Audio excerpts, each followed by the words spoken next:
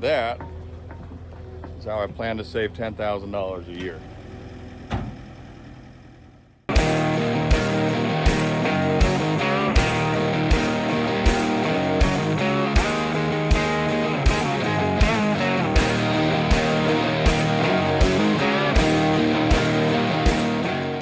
So on this truck, in theory, is everything I need to save that $10,000 a year. For those more mechanically inclined, you know this is a well house. I'll just show you this. There you go. Nothing fancy, just the super insulated box. I'll show you what it's gonna go on. So we got 4 pastures all here, and this is the old system. Pretty much just throwing heaters into these giant tanks. Now when it gets to -20, that's really inefficient, and I'm not kidding, our power bill just for these waters is about $8,000 to $10,000 a winter. Mike just finished building that well house, so we're gonna put that over the wells, put a pressure tank in there with it, so all winter it should be warm and toasty. And we've got a Wolverine trench here, and we've trenched from the wellhead to where the 2 new waters will go. These waters were recommended by a friend. They're Ritchie Omni fonts, and they're just, I'll show you here, but they're small and efficient, and she runs cattle down in Homer, and so if the cattle don't mess them up, the horses shouldn't mess them up. We're gonna run PVC with PEX and heat tape in there, and the heat tape's a redundancy just in case that trencher didn't go below the frost line. Anytime you're doing an outdoor well project in Alaska, run heat tape in with it, because there ain't nothing you can do in the dead of winter except haul water. So we had a little finish work with the shovels, but 90% of that was that trencher.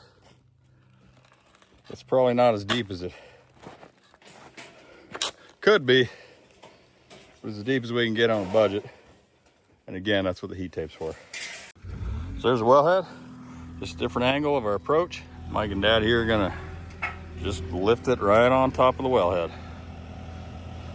By the way, those forklift extenders, they are worth every penny. Let her down easy. Woo, that's close. Come forward a bit. Yeah.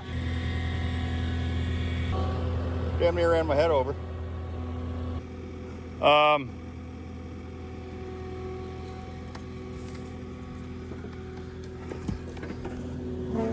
Whoops. We're just a hair off, so we're gonna work from the back so that can be buried, and we can be lazy and get the trencher back out.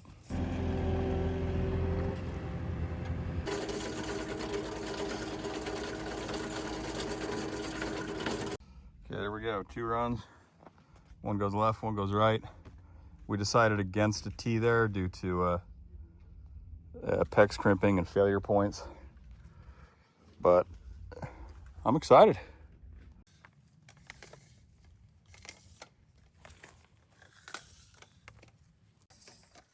Oh, this way? Sorry. You have to go under the gate. Yeah, you're right.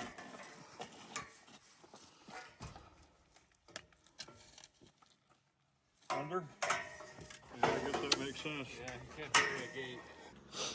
So here you go, heat tape PEX in PVC. Easy peasy. I wasn't ready, but all right, muscles. I was like, oh God.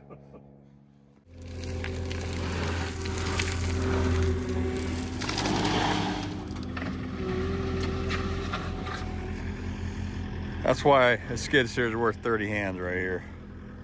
And this took us an hour.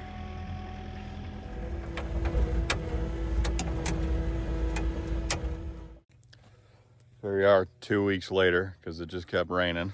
And I had to come in here and replace all the dirt and bury that pipe another foot or 2, because it was just a pond out here. Anyway, we got the forms laid out, and we're finally ready for concrete.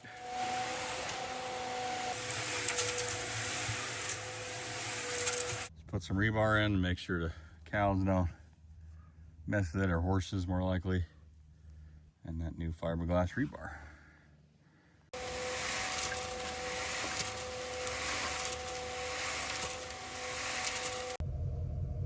Smooth. Smooth.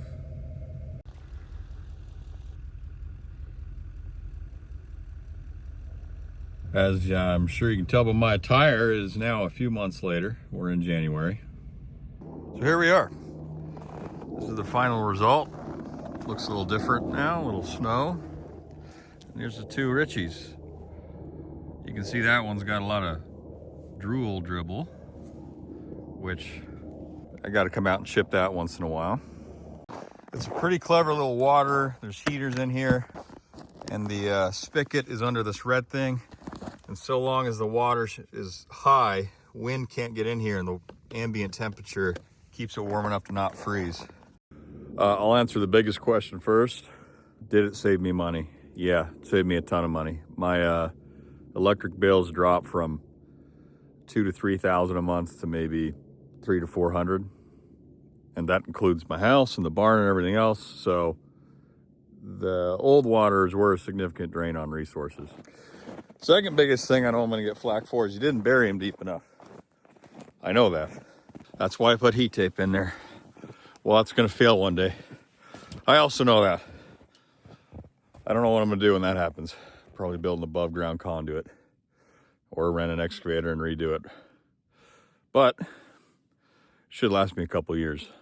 The two biggest issues, number one, the horses like to unplug the heat tape. So I'm gonna have to build a PVC run to keep them from doing that. They did the same thing with the tank heaters. They'd pull them out and play with them. And so that's an ongoing battle. Number two, during those like negative 30-degree days, we'd get mini ice ups just somewhere in the line. Really frustrating. All I had to do was put the pressure tank up on blocks, get it 6 inches off the ground. I haven't had a freeze up in the well since. I do have two heaters in there on different circuits in case a circuit goes out. Now, this was a great winter for stress testing because we had the coldest winter, I think, since like 1904, and we had no snow cover. So really worst case scenario. And how did the well house do? Well, it did fantastic. It's warm in here. Yeah, so you can see right there, I just put it up on blocks. I tried a bunch of stuff like a heating mat, more heat tape, but really, blocks saved the day. There's heater number one, heater number two. Don't tell OSHA, I'm sure that's not approved. And the well house could use some leveling out. Now, to defend myself just a little bit, one of the heat tape runs was unplugged for about a week or two. And it was one of the ones that went under the ground. And we didn't have any freeze up issues. So I'm still not sure how necessary that heat tape is, but it was worth the $100 or so bucks to just get it done. I was really skeptical, but again, it worked in negative 30 temperatures, so it's a good design. My only complaint about the Ritchie so far has been two things. One, it would be great if they threw an LED indicator in there to make sure you got power. Not a huge deal, it's a nitpick, but it would be nice to just glance and know you do have power. And number two is the little spigot. It's very, very slim. And when you first get this thing online, it likes to clog up a bunch with little peck shavings or dirt or gravel or what have you. Not a big deal, you just gotta disassemble it, blow it out, put it back in. But I had to do that about 3 or 4 times per Ritchie, which not really the Ritchie's fault, probably just me being lazy. But at the same time, I don't know how you'd avoid getting little peck shavings in there. So all in all, even though I'm paying for a Starlink subscription, which is kind of optional, and there's been a couple of days I've had to come out here at 3:30 a.m. to thaw it out when the horses unplug it.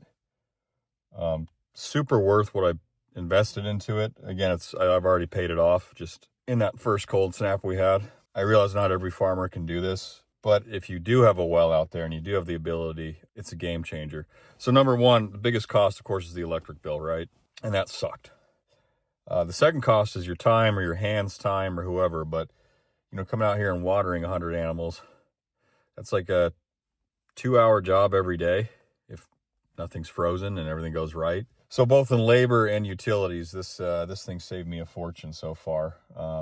And plus it's just convenient that I know my animals always got fresh water. It's a cleaner water. I mean, you saw the tank as I was building it this year. It was kind of dingy looking, and granted I hadn't cleaned that one out because I knew I was replacing it, but it's a cleaner, more sterile water for the animals too. They get a fresh little drink every time. A lot of people are worried it's too small, but it works just like a drinking fountain. I know it looks small, but it just keeps pumping water in, and they can drink as much as they want. So I haven't had any problems with the animals getting enough water. I'm monitoring that very closely, so I'm pretty confident in them. And if anything, I think it's healthier for them.